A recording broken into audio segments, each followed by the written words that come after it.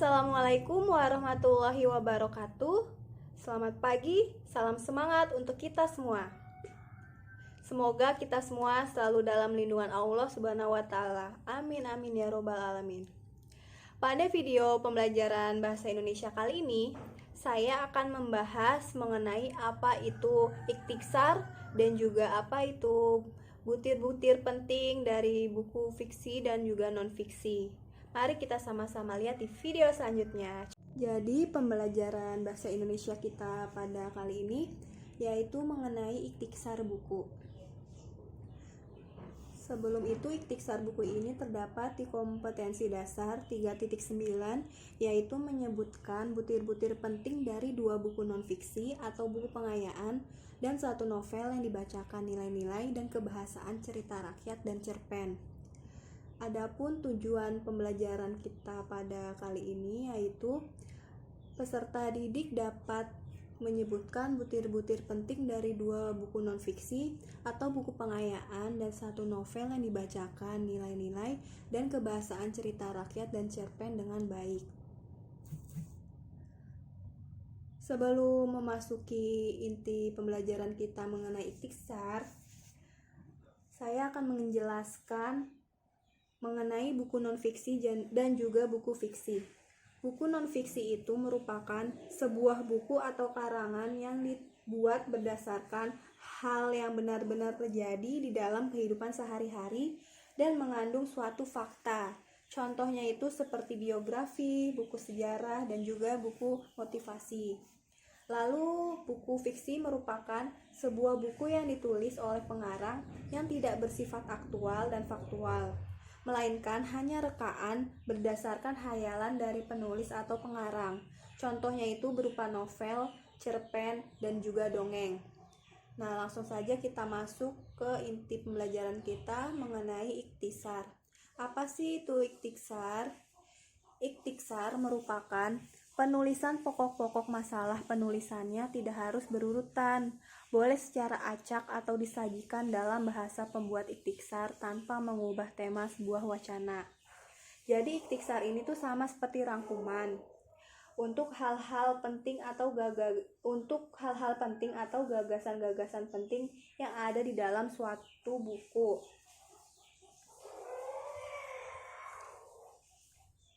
Nah, selanjutnya ikhtiksar ini berbeda dengan ringkasan. Kalau tadi kan saya telah menyebutkan ikhtiksar ini hampir sama dengan rangkuman. Nah, tapi ikhtiksar ini berbeda dengan ringkasan. Tapi walaupun kedua istilah itu sering disamakan, tapi sesungguhnya keduanya berbeda. Ringkasan merupakan penyajian singkat dari suatu karangan asli, namun tetap mempertahankan urutan isi dan sudut pandang dari pengarangnya. Nah, jadi dapat disimpulkan bahwa ringkasan merupakan keterampilan memproduksi hasil karya yang sudah ada dalam bentuk yang singkat. Nah, sedangkan ikhtiksar tidak perlu mempertahankan urutan isi karangan asli. Selain itu, ikhtiksar juga tidak perlu memberikan isi dari karangan secara profesional. Nah, lanjut ke ciri-ciri ikhtiksar. Ciri-ciri ikhtiksar yang pertama ciri-ciri ikhtiksar yang pertama yaitu tidak mempertahankan urutan gagasan.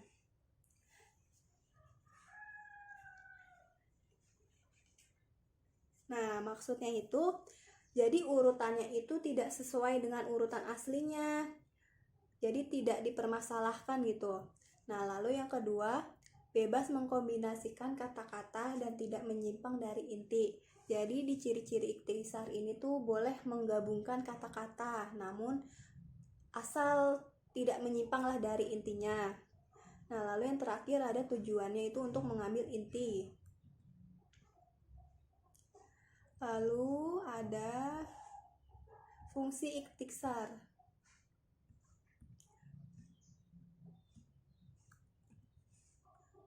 Fungsi ikhtiksar yang pertama yaitu membuat ikhtiksar bisa digunakan untuk mengembangkan ekspresi, juga menyimpan kata. Jadi dengan membuat ikhtiksar ini tuh kita bisa mengembangkan ekspresi kita yang kita tuangkan dengan kata-kata seperti yang sudah saya sampaikan tadi. Ikhtisar itu kan menggabungkan kata-kata, jadi bisa dikembangkan ekspresi kita melalui kata-kata tersebut. Lalu yang kedua ada memahami serta mengetahui isi buku. Jadi setelah kita membaca dari sebuah buku nih, pasti kita akan tahu isi dari buku tersebut dan pastinya kita akan paham. Lalu ada membimbing orang supaya bisa mengembangkan esensi dalam suatu konten dan juga menghemat kata. Tadi sudah ada ciri-ciri dan fungsi, dan yang sekarang ada tujuan dari ikhtisar, yaitu ikhtisar dibuat untuk ditempatkan pada awal artikel sebagai penjelasnya. Namun ikhtisar juga dapat berdiri sendiri. Yang kedua, ikhtisar merupakan bagian yang sangat penting sesudah kesimpulan dan juga rekomendasi.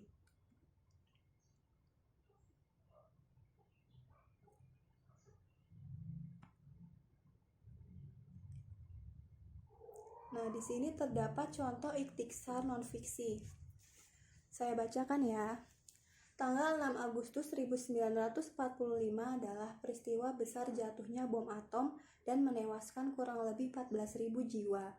Demi mengenang peristiwa bersejarah tersebut, setidaknya 50.000 orang telah berkumpul di kota Hiroshima, di mana kota ini adalah tempat jatuhnya bom atom tersebut. Semua melepas burung dara serta mengheningkan cipta di hari peringatan. Tanggal 9 Agustus 2001, kota Nagasaki dibom oleh Amerika Serikat dan menewaskan kurang lebih 70.000 jiwa.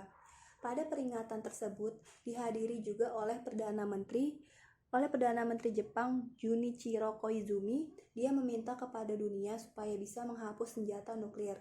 Seperti yang sudah saya jelaskan di awal, kalau non-fiksi itu kan merupakan mengandung suatu fakta. Nah, contoh ini tuh merupakan suatu fakta ya. Jadi ikhtisar dari cerita tersebut yaitu jatuhnya bom atom di kota Hiroshima pada tanggal 6 Agustus 1945 membuat 14.000 jiwa tewas. Lalu ada kota Nagasaki juga dibom Amerika Serikat pada tanggal 9 Agustus 2001 dari 70.000 jiwa tewas. Lalu yang terakhir ada Junichiro Koizumi, yaitu Perdana Menteri Jepang, meminta kepada dunia supaya menghapus pemakaian nuklir. Nah, lalu selanjutnya ada contoh dari ikhtisar fiksi. Nah, kalau tadi non-fiksi itu merupakan suatu fakta atau kehidupan sehari-hari. Nah, kalau fiksi ini merupakan khayalan dari penulis atau pengarang. Nah, teks aslinya saya bacakan. Beribu-ribu tahun yang lalu, tanah Parahyangan dipimpin seorang raja dan ratu yang mempunyai anak bernama Dayang Sumbi. Pada saat ia menenun, ia merasa lemas dan pusing. Lalu ia menjatuhkan pintalannya dan kemudian ia bersumpah bahwa siapa yang akan mengembalikannya, dia akan menikahinya. Lalu pada saat itu seekor anjinglah yang mengambilkannya. Mereka pun menikah, lalu dikaruniai seorang anak bernama Sangkuriang. Pada suatu hari, Dayang Sumbi menyuruh anaknya dan Tumang mencari rusa. Sangkuriang berputus asa, tetapi ia tidak ingin mengecewakan ibunya. Kemudian Sangkuriang ini memanah Tumang dan membawanya kepada ibunya. Tiba-tiba Dayang Sumbi teringat pada Tumang dan ia menanyakan kepada anaknya. Sangkuriang pun bercerita yang sebenarnya. Dayang Sumbi marah dan memukul Sangkuriang hingga pingsan. Kemudian Dayang Sumbi diusir. Setelah dewasa, Sangkuriang pergi melihat dunia luar. Ia bertemu dengan gadis cantik yang tidak lain adalah ibunya sendiri. Sangkuriang telah jatuh cinta pada gadis itu, dan kemudian Sangkuriang melamarnya. Pada saat akan menikah, Dayang Sumbi mengelus dahi Sangkuriang. Kemudian Dayang Sumbi sadar bahwa yang akan menikahinya adalah anaknya sendiri.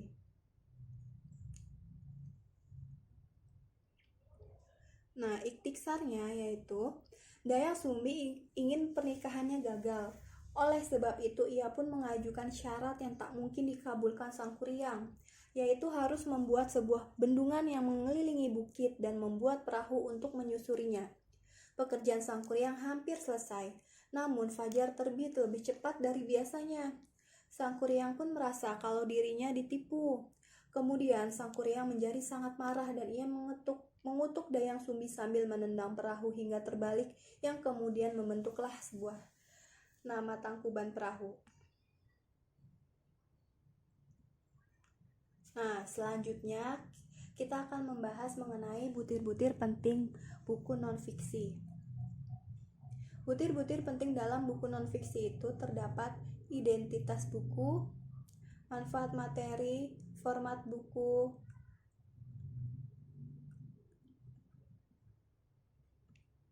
penyajian materi atau isi buku, bahasa yang digunakan, dan juga kelebihan buku.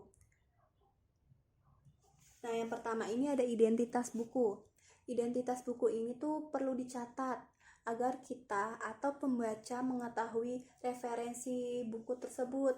Jadi identitas buku itu seperti judul, halaman buku, ya seperti itu. Lalu manfaat materi itu setelah membaca buku perlu dicatat manfaatnya. Nah, di format buku sangat menentukan seberapa besar pembaca tertarik pada isinya, seperti sampai buku atau cover yang dikemas menarik.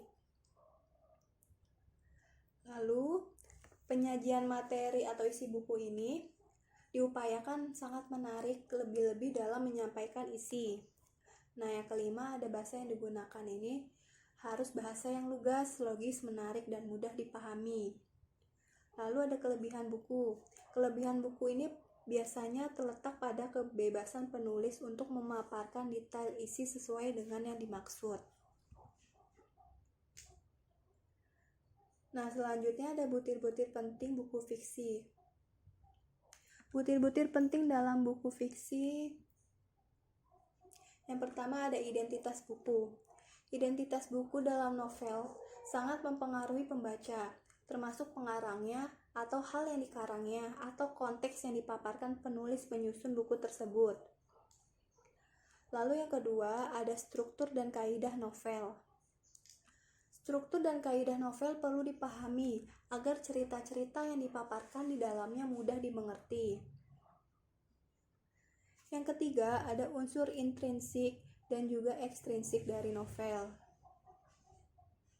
Yang pertama unsur intrinsik dulu. Unsur intrinsik ini unsur yang berada di dalam, seperti tema, amanat, tokoh, alur, latar atau setting, sudut pandang dan gaya bahasa.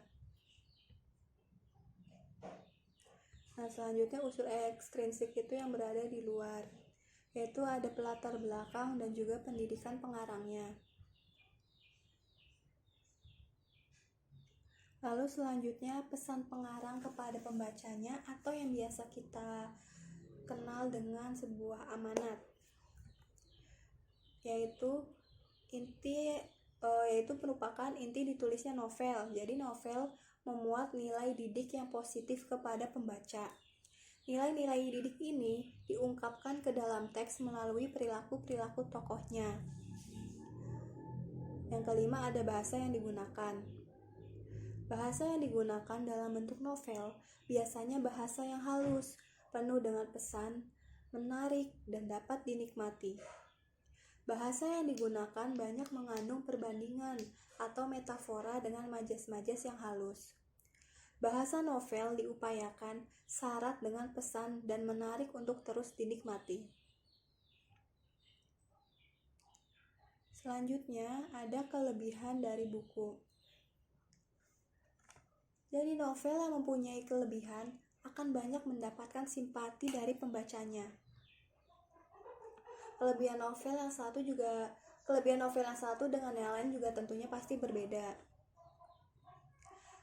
Ada yang mempunyai kelebihan dari gaya pemaparannya, ada yang mempunyai kelebihan dari pemaparan persoalannya, ada juga yang mempunyai kelebihan dari struktur penyajiannya, dan ada juga yang mempunyai kelebihan dari latar suasananya.